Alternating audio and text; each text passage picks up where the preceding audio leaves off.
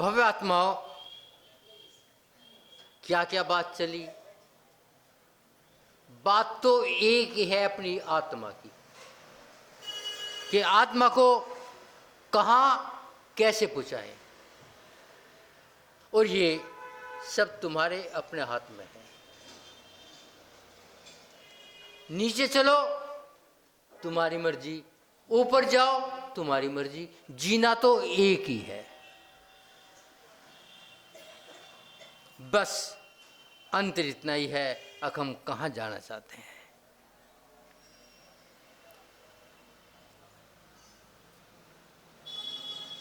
एक बार की घटना पार्श्वनाथ भगवान के जीवन काल की। जब पार्श्वनाथ का जीव 10 बहु पहले मरीभूति थे, उसका भाई कमठ बाप विदा हो गए और उनकी पिताजी की जगह मरुभूति को अरविंद राजा ने मंत्री बना लिया।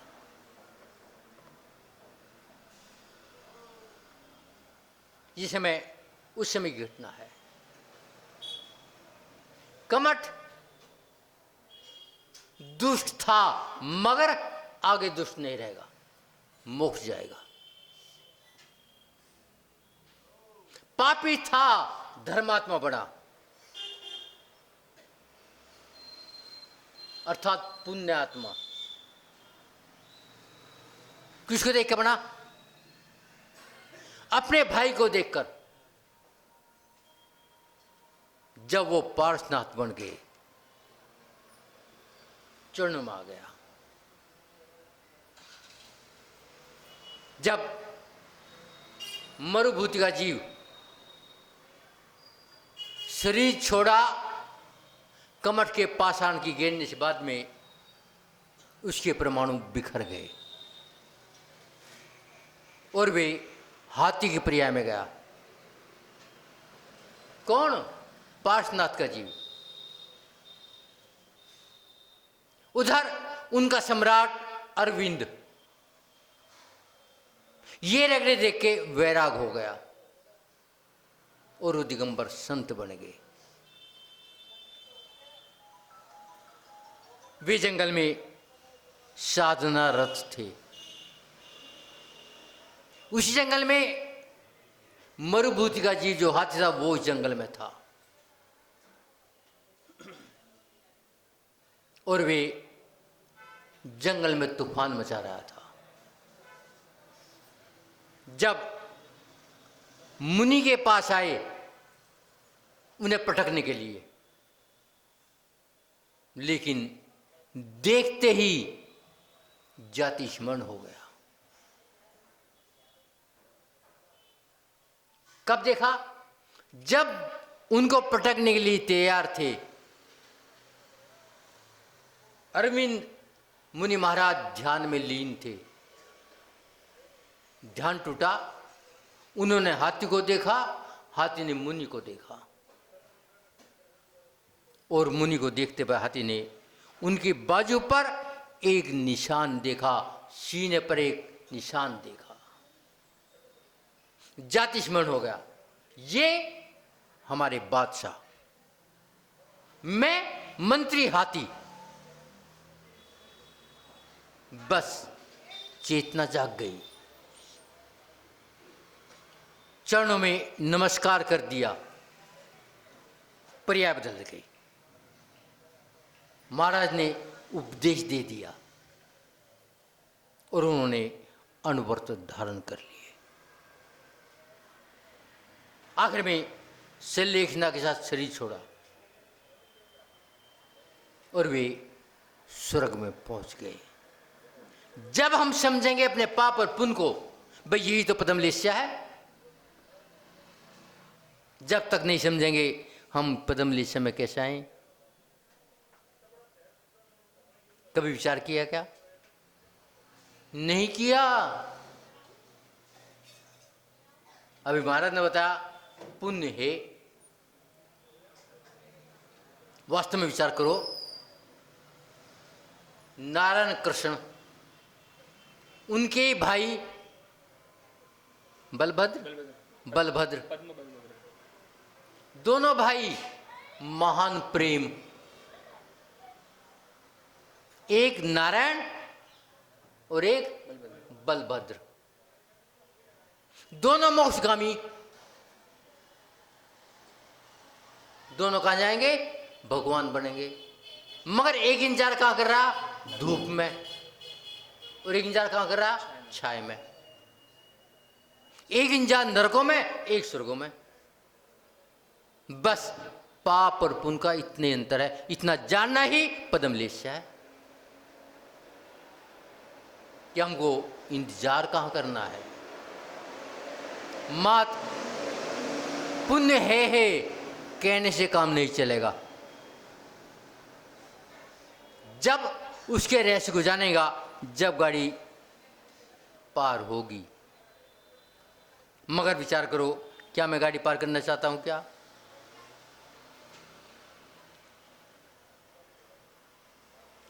एक बार की घटना, के सेठ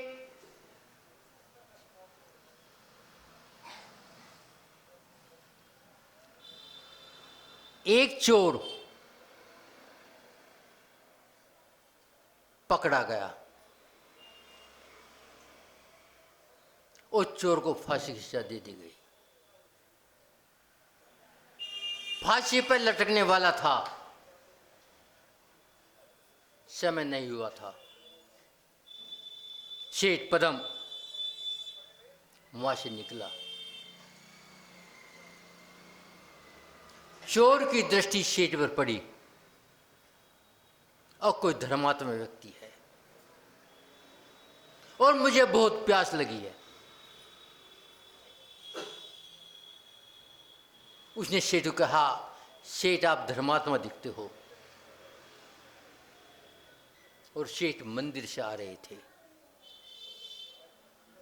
मुझे एक गिलास पानी का इंतजाम कर दो। सेठ जानता था चोर है, फांसी लगेगी, और यदि मैं सम्राट की निगाह में आ गया तो मुझे सजा होगी। मगर सम्यक दृष्टि था, पुण्य को है नहीं माना था। उसने कहा, हाँ मैं तेरे लिए पानी लाता हूं। मगर मेरे गुरु ने एक 12 वर्ष की साधना के बाद में मंत्र दिया है, कहीं मैं पानी चक्कर में भूल ना जाऊं। और तुम इस मंत्र को जब तक याद रखना, मैं पानी तुम्हें दूंगा, तुम मेरा मंत्र मुझे दे देना। और उसने नमोकार मंत्र उसको सुना दिया। याद रखना, मैं पानी लेकर आता हूं। और वे नमोकार मंत्र को पढ़ता पढ़ता प्राण अंत हो गया। जब तक सेठ पानी लेकर आया, और फांसी का फंदा पड़ा भी नहीं। प्राण अंत। अब किसी का फांसी का फंदा पड़ेगा? राजा ने इंक्वायरी करी,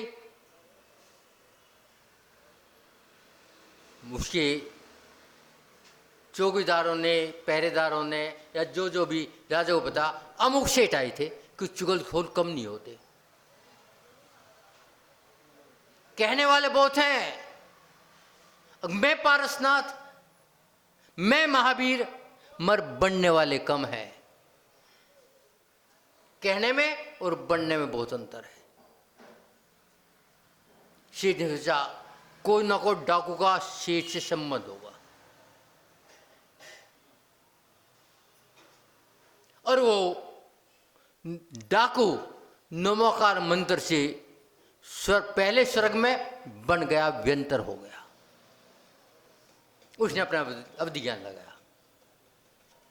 अब मैं यहां कैसे आया? उस सेठ का उपकार पता चल गया। चलो उन्हें धन्यवाद कहाओ। जब भी पता चला अब सम्राट उसका अहित करने जा रहा है, और सम्राट ने अपने सेनापति को या सैनिकों को उसके घर में भेजा। वो घर में था ही नहीं, वो मंदिर चला गया। मगर वो जो देव बना था वहाँ आके चौकीदार बन गया। ये कथा हमारे ग्रंथों में है, ऊट पटांग नहीं है। जैसे उस चौकीदार ने कहा यहाँ कोई सेठ वेठ नहीं, मेरे से बात करो, मेरे परमिशन लो, उसके बाद में घर में घुसो। लेकिन सोचते थे हम तो सम्राट के आदमी हैं, और वे अंदर जाने लगे। उस चौकीदार ने ठाड़ कर उन्हें सबको पटक दिया। सब पीड़ा बदन लेकर के चोट खा करके सम्राट के पास पहुंचे। वहां तो चौकीदार इतना बदमाश है, राजा को भैया जरूर पक्का उसका चोर से डाकू से संबंध था। उन्हें बड़ी सेना भेज दी, पकड़ के लाओ। मगर देवता की शक्ति आप मुकाबला नहीं कर सकते। उन्हें सबको पटक पटका भेज दिया। राजा को बहुत क्रोध आया। जिसके चौकीदार इतने बदमाश, वो कितना बदमाश होगा। चलो मैं चलता हूं। वो सम्राट पूरी सेना के साथ में चल पड़ा। वहां पे शेर था ही नहीं, शेर तो पूजा कर रहा था। चौकीदार मिला, सम्राट को कहता, ओ सम्राट रुक जा, शेर से मिलने से पहले मेरे से मिलना होगा, क्योंकि मैं शेर का चौकीदार हूं। आपने इजाजत ली है? आप महल में कैसे जा रहे हो? मैं सम्राट हूं, मैं सम्राट इस मकान का हूं। और वहां युद्ध छिड़ गया। जब सम्राट की गर्दन पकड़ने का नंबर आया, कहा तुम कौन हो? मैं चौकीदार हूं, शेर से मिल सकता हूं? हाँ मिल सकते हो। कहाँ है? मंदिर है, चलो। आगे आगे बादशाह, पीछे पीछे सेना और चौकीदार सेठ के पास गए। मंदिर में सेठ ने देखा पूजा कर चुके थे, सम्राट की इज्जत की, और कहा मुझे बुला लेते। कैसे बुला लेते? तेरा चौकीदार बदमाश है। सबको अटक पटक दिया। मेरे घर पे तो कोई चौकीदार ही नहीं है। ये कौन है? ये कौन है? इससे बूझो, मैं तो जानता नहीं, क्यों परिचय था ही नहीं। उसने बताया मैं वो डाकू हूं जिसे फांसी देनी थी। इसने मुझे एक मंत्र दिया और मैं देव बन गया, और अब इसका चौकीदार हूं। मैंने मात्र एक गिलास पानी किया था, उसने मुझे मंत्र दिया था, पानी लेकर नहीं आया और मैं चल बसा। ये कोई दोषी नहीं था, ये धार्मिक था, ये पुण्य आत्मा था। और तूने विषय पाप लगाने के लिए कहा था। आचार्य के जब पाप पुण्य समझ लोगे यही पदम लेस्य है। मगर आज तक अपने पाप और पुण्य को समझने का प्रयत्न नहीं किया। अपने कर्तव्य का हमने आज तक पता नहीं किया, इसलिए हम भटक रहे हैं। आचार्य कहते हैं जिस दिन भटक समझ में आ जाएगी, उस दिन क्या हो जाएगा? पदम लेस्य हो जाएगी। मगर विचार करो, क्या मैंने कभी पदम लेस्य को पाने का प्रयत्न किया? ना बाबा। संसार से निमटूं तो वहां पहुंचूं, अभी तो मैं पापों में फंसा हूं। क्यों? क्योंकि पुण्य है। अभी तो धूप में खड़ा होकर के इंतजार कर रहा हूं। मगर कृष्ण के भाई का इंतजार कर रहे हैं छाए में, फलदार वृक्ष के नीचे। भूख लगे तो खा लो और शीतलता छाया में आनंद ले लो। और यदि धूप में करोगे तो पसीने पूछते रहो।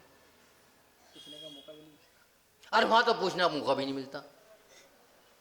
वहां तो क्या करो, कटो मरो कटो मरो। बस इतना कहना है कि हम अपनी लिस्सा को समझें और अपने अंदर पहुंचने का प्रयास करें। जब तक हम अपने अंदर नहीं पहुंचेंगे आपके अंदर शुभ लिस्सा आ नहीं सकती। या कह दो जब तक 40 की ओर कदम नहीं होगा मंजिल नहीं मिलेगी। बाकी तुम जानो, तुम्हारा काम जाने। ओम शांति।